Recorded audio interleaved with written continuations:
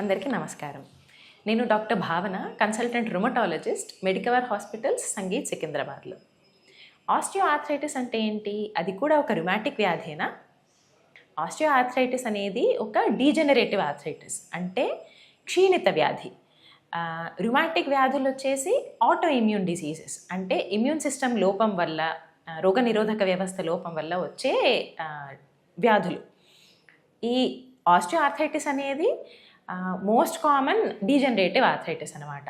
అంటే వయసు పైబడే కొద్దీ కీళ్ళ లోపల ఉండే గుజ్జు కరిగిపోవడం, అంటే కార్టిలేజ్ అనే ఒక లేయర్ అది క్షీణించడం. దీనివల్ల ఎముక మీద ఎముక రాపిడి కలుగుతూ దానివల్ల నొప్పి అనేది ప్రొడ్యూస్ అవుతుంది.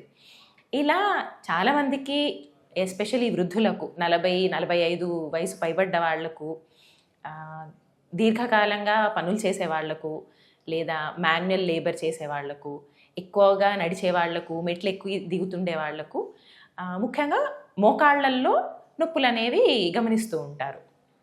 అవి ఆటోఇమ్యూన్ వ్యాధి అవ్వాలి అని కాదు, అవి సాధారణంగా ఆస్టియో ఆర్థరైటిస్ అంటే డీజనరేటివ్ ఆర్థరైటిస్ అవుతుంది.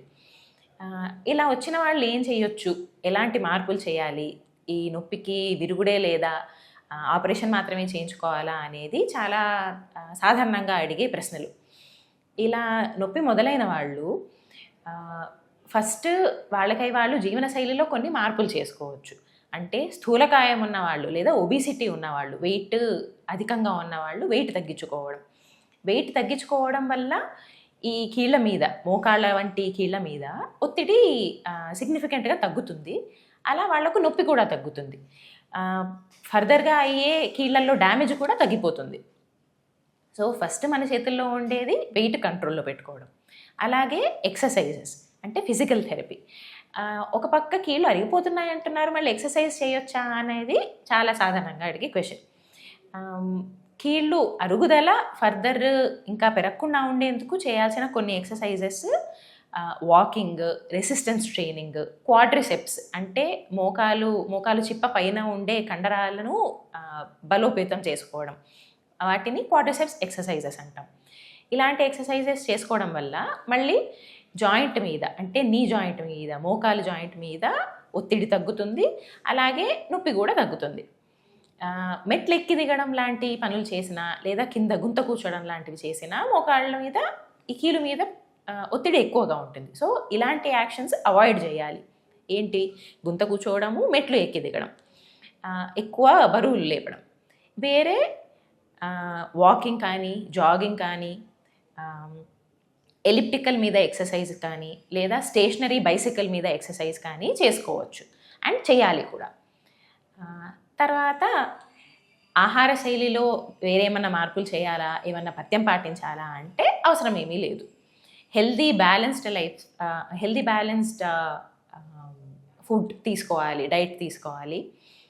ఎక్సెస్ ప్రాసెస్డ్ ఫుడ్ కానీ, ఆయిలీ ఫుడ్స్ కానీ అవాయిడ్ చేయాలి. హోల్ గ్రెయిన్స్, ఫ్రూట్స్, వెజిటబుల్స్ బాగా తీసుకోవాలి. లీన్ మీట్ అంటే చికెన్ లాంటి లీన్ మీట్, ఎగ్స్, మిల్క్ ఇవన్నీ తీసుకోవచ్చు. ఎక్సెస్ రెడ్ మీట్ అంటే మటన్ కానీ, బీఫ్ కానీ, పోర్క్ కానీ ఇలాంటివి అవాయిడ్ చేయడం బెటర్. ఒకసారి ఇంకా ఈ కీలులో క్షీణత మొదలైన తర్వాత దాన్ని రివర్స్ చేయడానికి కొన్ని రకాల ఇంజెక్షన్స్ కానీ, పిఆర్పి ట్రీట్మెంట్స్ అని కానీ, స్టెమ్ సెల్ ట్రీట్మెంట్స్ అని కానీ చెప్తుంటారు డాక్టర్స్. కాకపోతే ఇవేవి కూడా లోపల జరిగే క్షీణతను ఆపడం కానీ లేదా నిర్మూలించడం కానీ చేయవు. ఇవన్నీ ఓన్లీ టెంపరరీగా రిలీఫ్ ఇస్తాయి. అది కూడా టెంపరరీగా ఇచ్చే కొన్ని ఇంజెక్షన్స్, హైల్యూరానిక్ యాసిడ్ అనే ఇంజెక్షన్స్ కానీ, స్టీరాయిడ్స్ అనే ఇంజెక్షన్స్ కానీ, ఇవన్నీ టెంపరరీగా పెయిన్ రిలీఫ్ ఇస్తాయి. బట్ క్యూర్ అనేది ఈ వ్యాధికి ఉండదు, ఎందుకంటే లోపల కీలులో ఆల్రెడీ క్షీణత స్టార్ట్ అయిపోయింది కాబట్టి.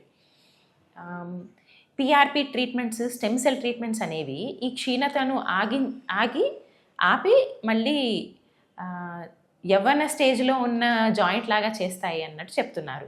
బట్ అలాంటి ఎవిడెన్స్ అయితే స్టడీస్లో ఈ ట్రీట్మెంట్స్ వల్ల నార్మల్ అవుతుంది జాయింట్ అనేది ఎవిడెన్స్ ఏమీ లేదు.